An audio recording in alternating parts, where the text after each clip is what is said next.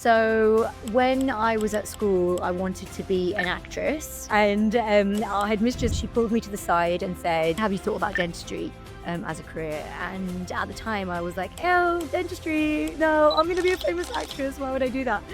People say to me, "Oh, you're so lucky," but it's not luck. There's no luck in it. It's so much hard work. ChatGPT is my new best friend. We had 4 patients from ChatGPT last week. Do you see more dental practices and dentists across the UK trying to appropriately leverage social media to help drive their business? Do you think it's still maybe an underutilized resource in the industry as a whole? Welcome back to the Dental Economist Show. I'm your host, Mike Huffaker. Before we dive into today's conversation, just a quick reminder, if you're enjoying the show, please be sure to like, subscribe, or leave a review. Your support really helps us continue to bring valuable insights to dental professionals everywhere. Today, I'm thrilled to welcome Manrina Rhode, a global leader in aesthetic dentistry, educator, and entrepreneur who's redefining the intersection of dentistry and business. She's the founder and CEO of DRMR Clinic, a luxury dental transformation clinic in Knightsbridge, London, named Best New Practice of 2023. Over her 20-year career, Manrina has transformed the landscape of cosmetic dentistry, earning recognition as Dentist of the Year in 2022, serving as an opinion leader for major dental brands, and sharing her expertise through her renowned Designing Smiles courses for dentists worldwide. Manrina, it is great to have you on the show today. How are you doing? I'm good. Thank you for having me. Yeah, absolutely. You know, one thing that comes through super clearly in all the content and everything that you create is your passion for what you do. It really seems apparent that you are living the life and doing the thing that you were put on this planet to do. I think Now, so. has it always felt that way for you? How did, like, when you think back to getting into dentistry, Hmm. was it always a passion that you were pursuing, or did it come about some other way? So when I was at school, I wanted to be an actress. Initially in England, we do A levels, and the A levels that I chose were maths, history, and theatre studies, because the plan was to go into acting at the end of it. And my headmistress, I was in a grammar school. We have these schools in the UK where you have all these gifted kids. You have to do these exams to get in, and so you have this group of these like smart kids in these schools together, and we're all very competitive and we need to get A's and everything. And our headmistress also takes a really active interest in all of us, and she pulled me to the side and said, 16-year-old Manrina, and said, "You know, you're really good at art, but you're also really good at science. And have you thought about dentistry as a career?" And at the time, I was like, "Oh, dentistry? No, I'm going to be a famous actress. Why would I do that?" And she was like, "Well, just look." And I'm a good girl, so if I'm told to go and check something out by one of my seniors, then I'll do it. And so I went and shadowed a dentist, and I was really fortunate that the dentist that I shadowed was this really cool guy, and I found him to be quite inspirational. He was a cool guy, he really enjoyed his job, he drove a motorbike, and so I was like, "Oh, he's cool, he's this cool guy, and he's a dentist, and actually maybe dentistry is quite a cool profession." And that was enough for me to change my A levels, to maths, chemistry, and biology, which is what you need to apply to dental school. So that's where everything started to shift. And then I went into dental school and continued pursuing my passion for acting and performing, and performed in the university shows whenever there was an opportunity, and so kind of continued that. And then when I graduated, thought, right, okay, now I'm a dentist. What do I do? And I think the beauty in dentistry is that you can really look, as in acting. In acting, they say look at your essence and then play your essence, and that's why so often with actors, we say, oh, they just keep playing the same character, and it's like, yeah, they're playing the same character because they're playing their essence, they're playing who they are. And it's the same thing in dentistry. We're so fortunate that we can look inside ourselves and be like, what do you enjoy doing? Do you enjoy screwing screw bolts into a wall? And maybe you want to look at implants. And do you enjoy cleaning, carefully under the gums, or cleaning things? And maybe that's, you want to go to periodontics. And do you enjoy making things beautiful? And I've always been massively aesthetically driven in everything that I do. And then there was cosmetic dentistry, and it was really just starting in the UK at the time. Cosmetic dentistry wasn't a thing. You guys are a bit ahead of us with your beautiful smiles.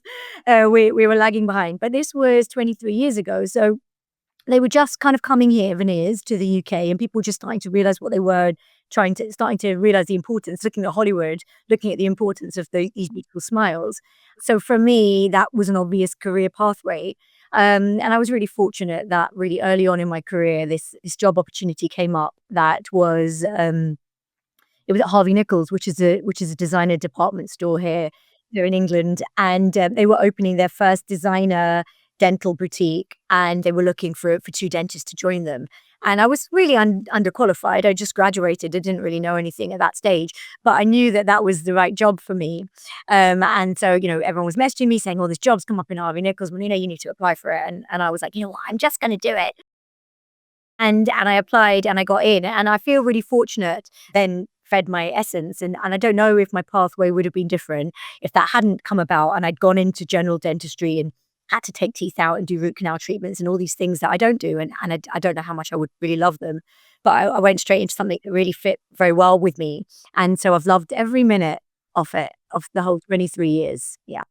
When you think back to joining Harvey Nichols at that time and cosmetic dentistry being somewhat new in the UK, and maybe people were not as familiar with what was involved at that moment, and you also feeling like maybe I'm not entirely qualified for this role. Was there a moment where it clicked where you said like, no, I am qualified for this and I know what I'm doing and this is the right path for me?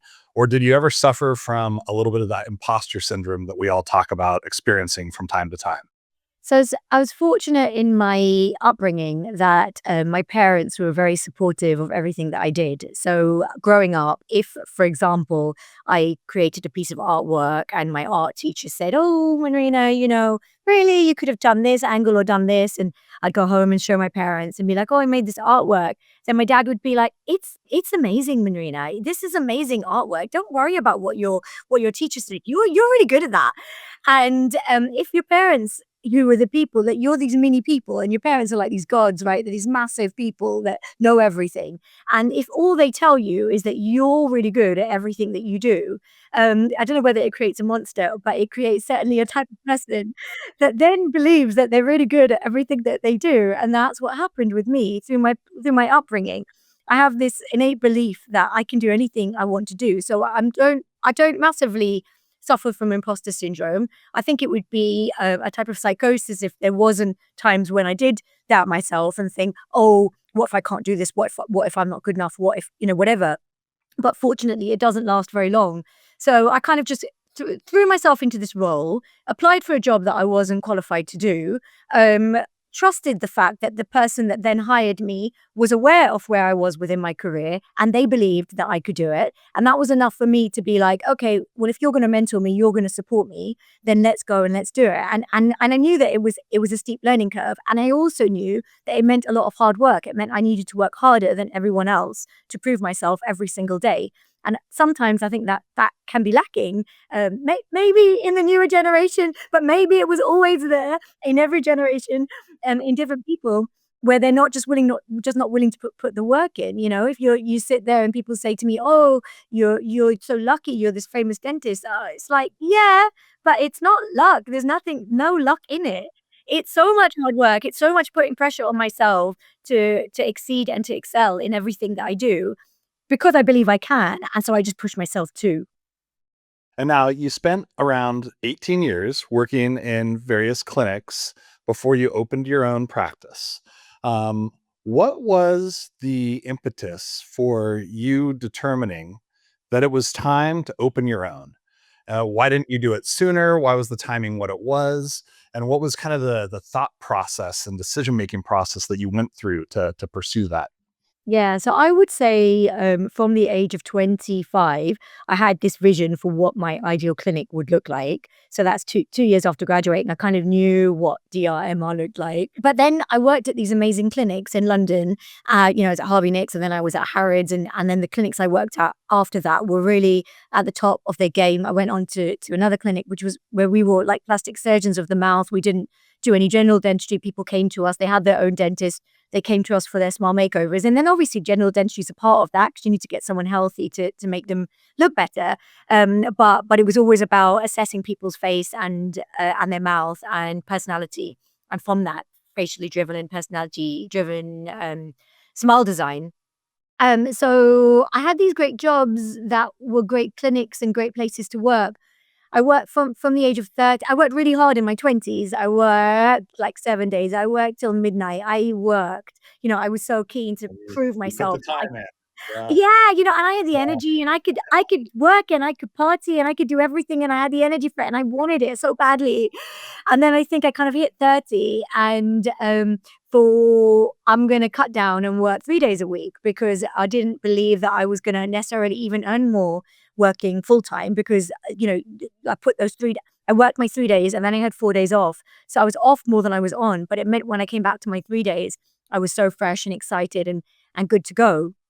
And I earned enough on those 3 days that I felt like I didn't need more than what I was earning, doing that, and so that lifestyle worked really well for me. I traveled every month, I long weekends away. I took every January off and went away for the whole month and had this great lifestyle. So my friends who were general dentists, were going off and opening their own clinics, and then every time I kind of thought, "Oh, is it my time?" Then they'd say to me, "Oh, Manrina, you've got this great lifestyle, and you get to go to the gym, you get to lecture and work on your social media and do all the courses around the world that you want to do, and all those things. Those 4 days non-clinical weren't necessarily just traveling and partying. It was spending those time traveling and learning from experts around the world and uh, creating my career into what I wanted it to be." And so there was a lot of advice coming to me from people that I respected and cared about saying, don't do it. Like, you're just going to have a lot of like staff HR headaches that you don't need in your life. And so I kind of listened and thought that was okay. And then I think during COVID, which was a time where a lot of people had a chance to look inside themselves and kind of work out what am I doing and what do I want from life. I realized that, it's time. And I turned 40 and I thought, I just need to do it now. I can always be an associate at a beautiful clinic. There'll always be someone that will hire me. And so let me just try and live the dream. What I thought was the dream. Yes. Let, Yeah. let me try and live the dream and build this dream clinic and give it a go. And what could possibly go wrong? Because again, I believe I can do anything. So that's how things changed. I think it was COVID that really made me start then looking for the ideal location and refining what that vision was for what this clinic would be. Now you say, what could possibly go wrong? Did anything go wrong when you were first? Well, I won't say it went wrong because, again, I built my presence on social media. I built my reputation. At that stage, I had I don't know how many 12,000 veneers out in people's mouths in the world. I'd been doing veneers every day for 18 years, and so I had a referral base coming in. So I knew that wherever I worked in the world, I'd have clients. I didn't feel nervous about that. And so the great thing about building I built a squat. So I found the ideal location in Knightsbridge, big windows, exactly what I wanted, just off the main road so that there was privacy and people's cars and their drivers could drive up and drop their clients off and they could go. And so I knew I was very clear about the high ceilings and the space that I wanted and I found it.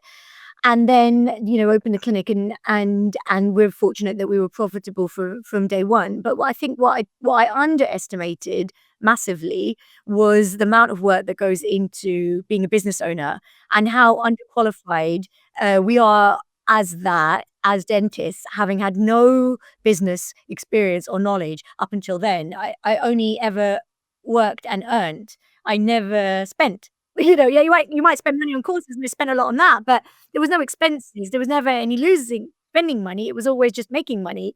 And there definitely wasn't, there was teams that you worked alongside, but you weren't their boss. They were your friends.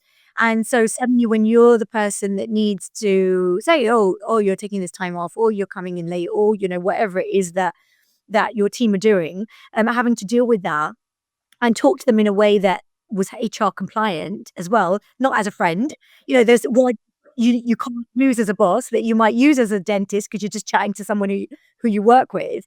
All of it was a massive learning curve. The business side of it, the HR side of it, and the volume of work that goes into running a business. And so I very quickly went from being a 3-day a week lady, having worked 3 days a week for 10 years, to working 7 days a week, just constantly working. And for that first 6 months of opening, I didn't, I only slept. It was only if was sleeping that I didn't work.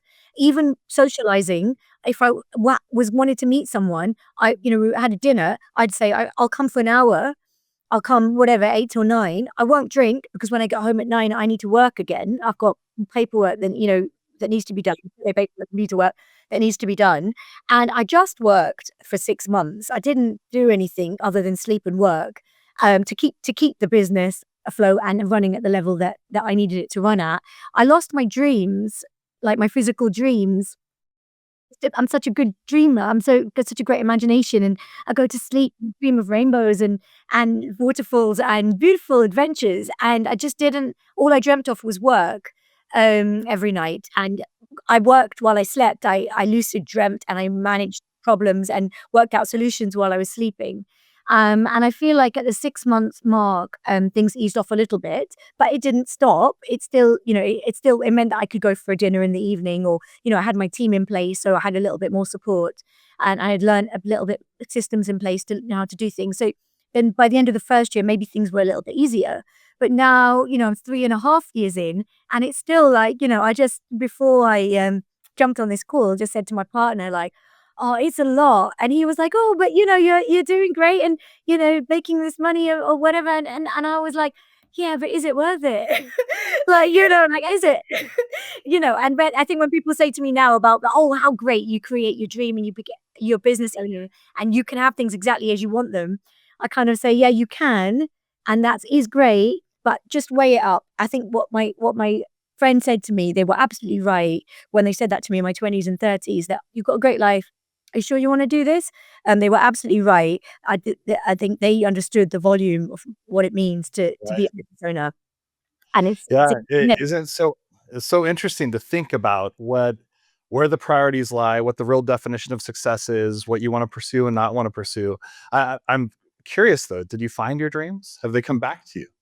yeah, They yeah, have. Okay. yeah, yeah, Okay. yeah, yeah, yeah, yeah. I dream again now. Yeah. Okay. Perfect. Awesome. I do feel tried. I do problem solve sometimes in my dreams, and I'll wake up and be like, "Oh, I take the gym. Oh, I worked out last night what we need to do about this." But the majority of the time, I have my life back now. I have my weekends. I have my evenings. I socialize again. I can have a drink. I can do all those things, and all of that's now at this stage come back. But I just think the volume is And the initial lift is a lot it's just a to get lot. that It's launched. a Yeah. lot. Even Yeah. taking, I was meant to take tomorrow off. I have a friend flying in from the States, and I'd taken the time off, and now I'm having to go in tomorrow afternoon because we have patients flying in that need to see me, and we don't wanna let them down, and so I'm just like, "I'll just come in and I'll bring my friend in with me." Take your friend to work day.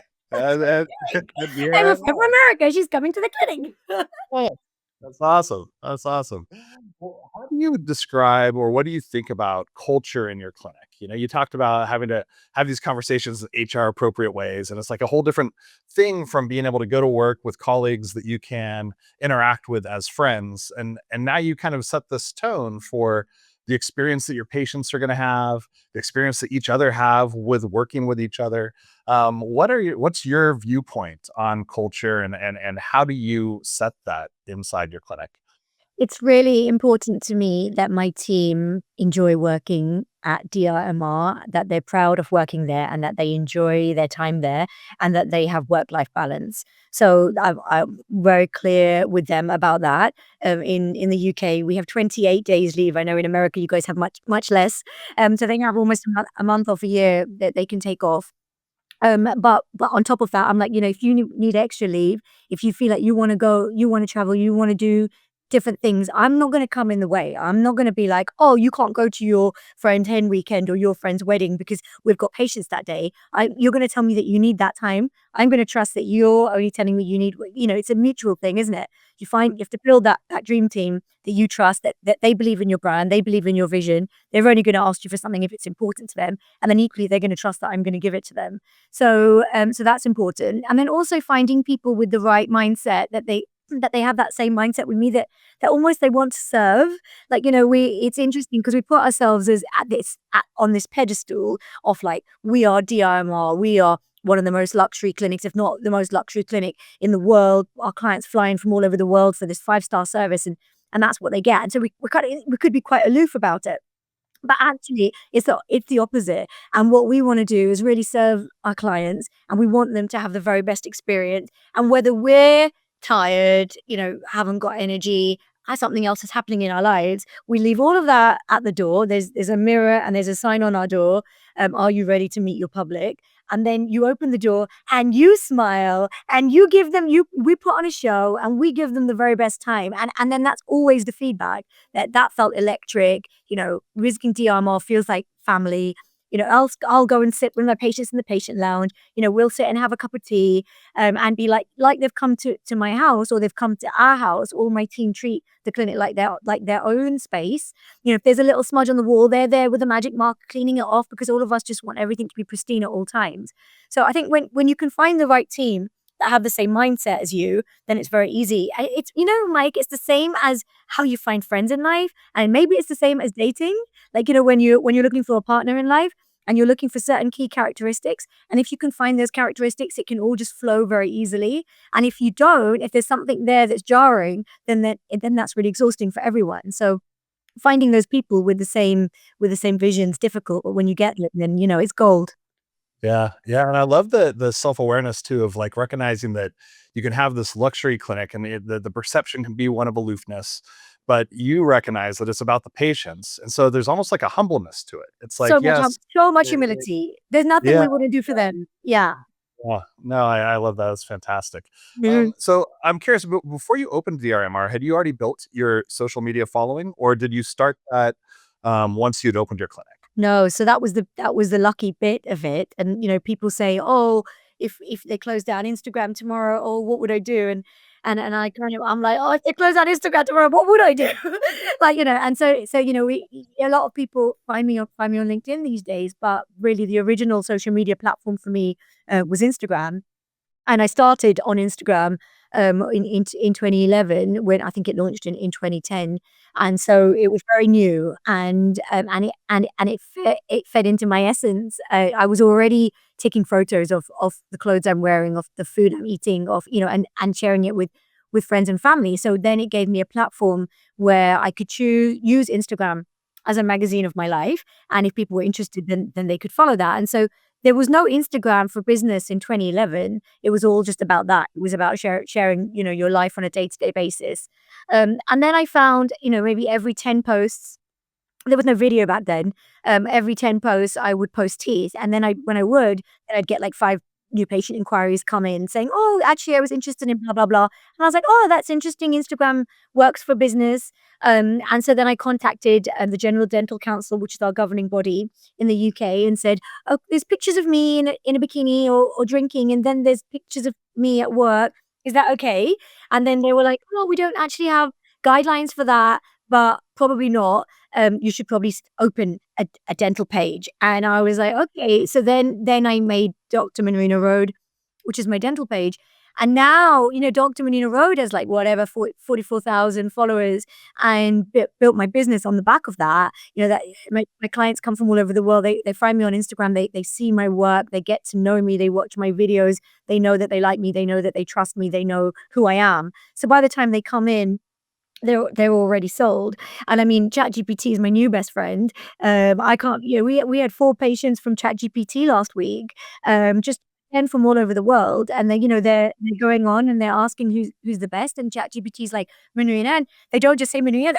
They do an intro like you just gave me. She's got this award, she's this, she's got this clinic, she's blah blah blah. Like, there's some links you can read more about. So before they've even come in, they're just like, "Whatever you say, whatever you charge, whatever you need, I trust you. let's do it. And that's really working well, just having that online presence.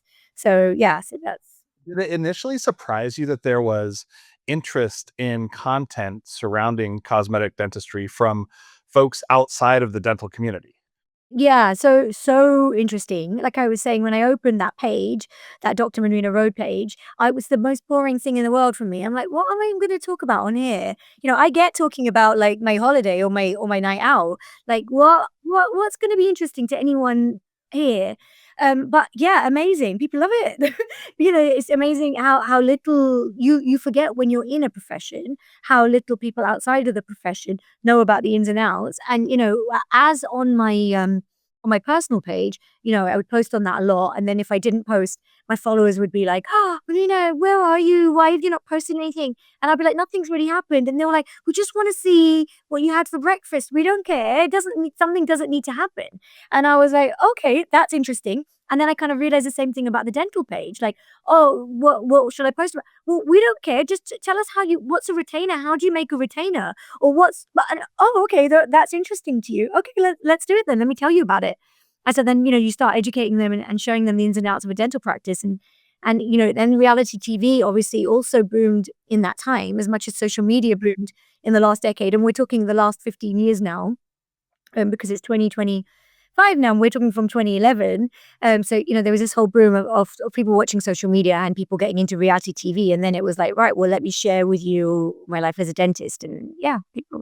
Do you see more dental practices and dentists across the UK trying to appropriately leverage social media to help drive their business? Do you think it's still maybe an underutilized resource in the industry as a whole? Massively, massively underutilized. We run courses through my academy. Like obviously, we've got my Designing Smiles veneer course, which is the original. But then within the academy, we have a whole range. And yeah, people want to learn veneers, but they all want to learn social media. I really need to make more courses and content around that because they're just so clueless about it. I think on social media you tend to be a poster or a watcher, or you just avoid it altogether. And I think the vast majority are watchers, and they just watch and they really don't post anything. And then when you're a poster, you don't really watch. Like, I don't people are like, "Oh, social media messes with my mental health." And I was like, "It doesn't really mess with mine because I just post." I don't really see what everyone else is doing. But yeah, it's really poorly understood. I have a mentorship program that I run where I have mentees from all over the world. And we guide them a lot through that, through like creating a personal brand, from creating your online presence. And it's even more important now with people going to AI search engines. So whereas Google was important before, SEO was important before, now it's all about all AI want, whatever it's Copilot, ChatGPT, whatever it is you're using, Gemini using is an online presence. And all they're picking up is what you're saying about yourself. So just say That it. is good. Right. That's right. If I hadn't put online that I won that award, you wouldn't really know that I won those awards. So, you picked it up online because so that's the thing. You need to tell everyone what it is that you're doing. It's massively underutilized.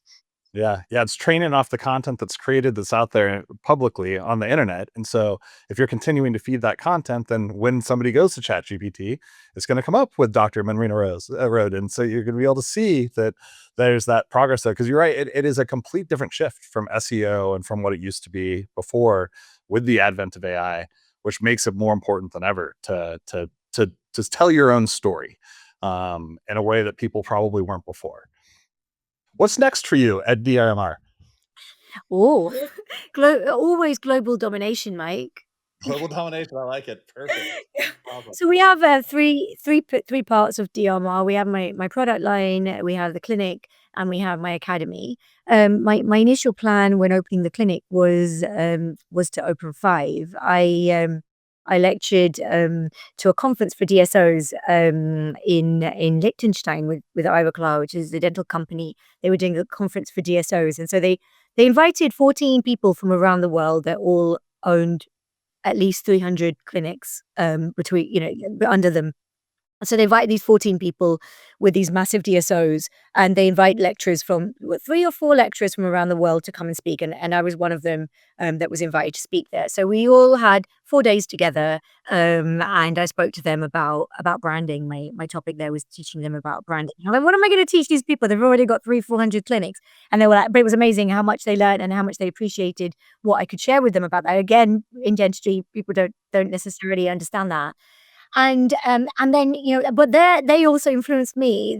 I was just opening my clinic at the time, or it just opened, and they were like, "Why one, Manrina? Why one? Like, by the time next time we see you, you should have 5. Like, I've got 300, you should have 5."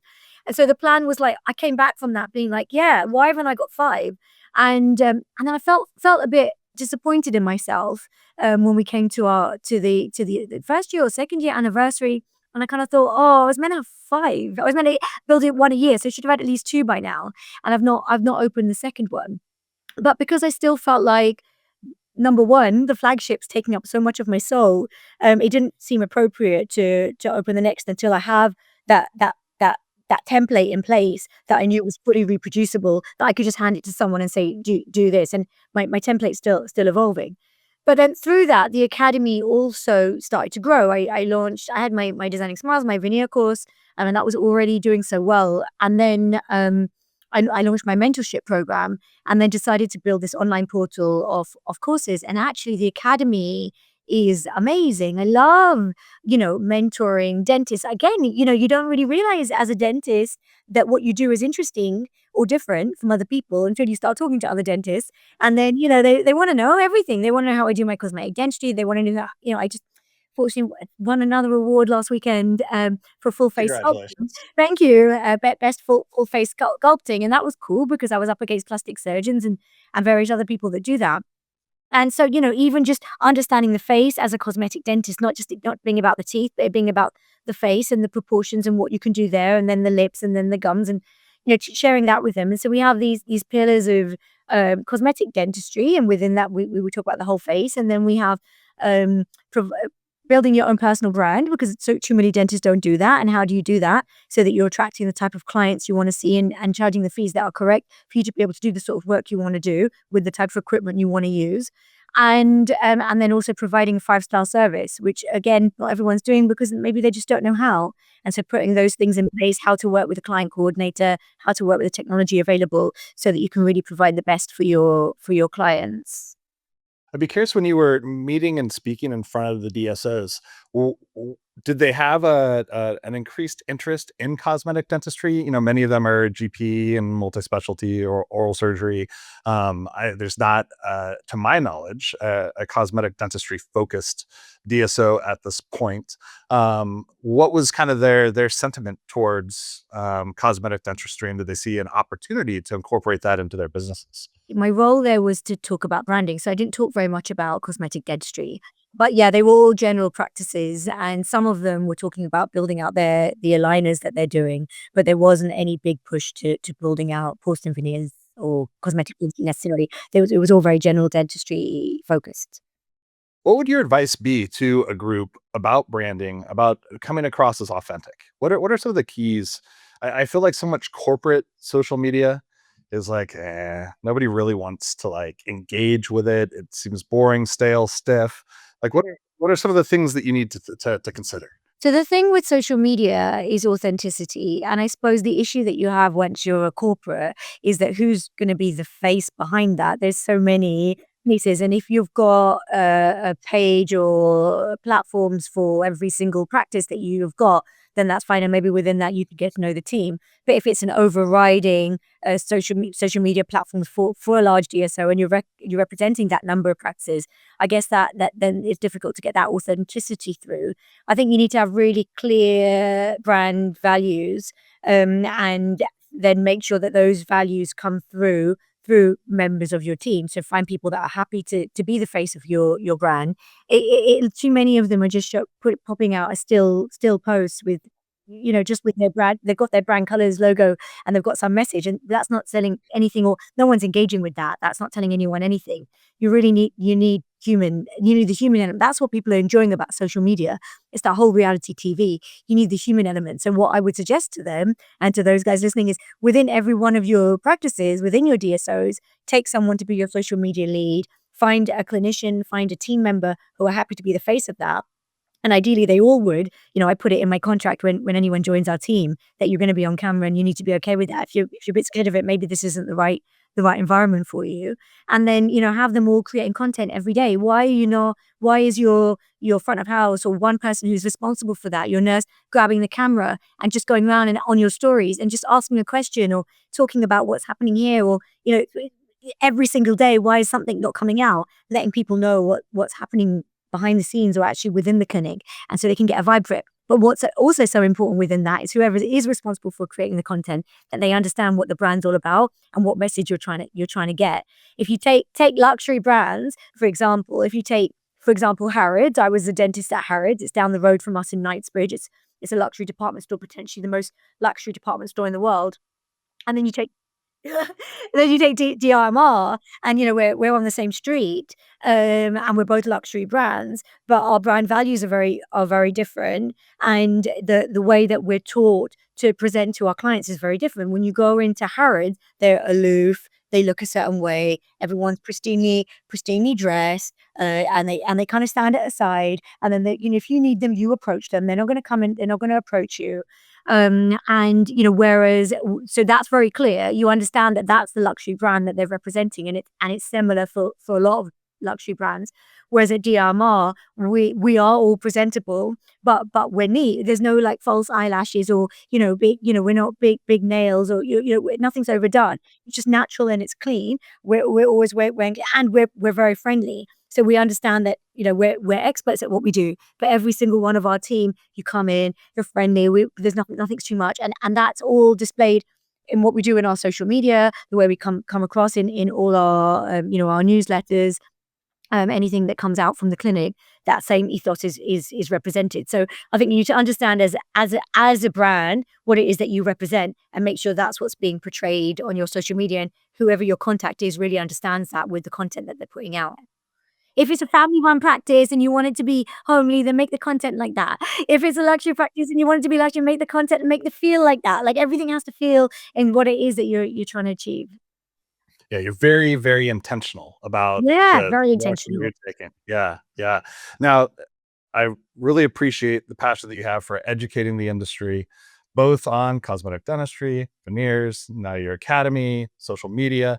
Where do you go to keep learning? Like you clearly are somebody that has this growth mindset, is always looking to pursue and grow. What is your approach to doing that? Yeah, so I'm constantly going on courses myself. I lecture a lot, and so then when you're there, you end up attending and seeing what's going on there. But even myself, consciously, I've already been actually to the States twice this year. I went to the conference in Chicago, the Chicago Midwinter Conference in February, and I came to LA in May for a dental course. So and that just happened to be the States this year, but I'll travel all around the world. I've got a lot of equipment in our clinic that I sourced from Italy, that I went over to Lake Garda and sourced from out there. And it's not always the courses that I attend are not always within dentistry. They could be anything within business that's interesting, longevity, health, wellness. So yeah, constantly learning, looking for new ideas and making sure that we're innovative and that we're bringing, all that AI technology, all that latest technology into our clinic, and growing and moving. So yeah, that's really important to me. Manrina, I really appreciate you spending the time. How can people find you? So I guess the main platform that I use is my Instagram page, which is my name, Dr. Manrina Rhode. So check that out, and I manage that myself. So if you message me there, then that's what you'll find what you need to know. If you want to know more about the courses and what we're doing. So when you asked about what's next, I didn't build all my clinics, but what I got really excited about was the academy. And so I've got big plans for the academy to continue growth within that. And so on our website, my brand is DRMR. It's my initials. It's not Dr. Mister. It's Dr. Manrina Rhode. DRMR.co.uk, and all my course stuff there. And then equally on LinkedIn, I post 3 times a week, Monday, Wednesday, and Friday. And that's also managed by me. So message me there. And yeah, I love to connect. Fantastic. Thank you so much. It's been a real pleasure. Thanks for the time. The Dental Economist Show is brought to you by Planet DDS. To find out more about how cloud-based dental software by Planet DDS helps unleash dentists and their staff to focus on patient care, visit www.planetdds.com. Stay tuned for upcoming episodes by following wherever you listen to podcasts. Thanks for listening.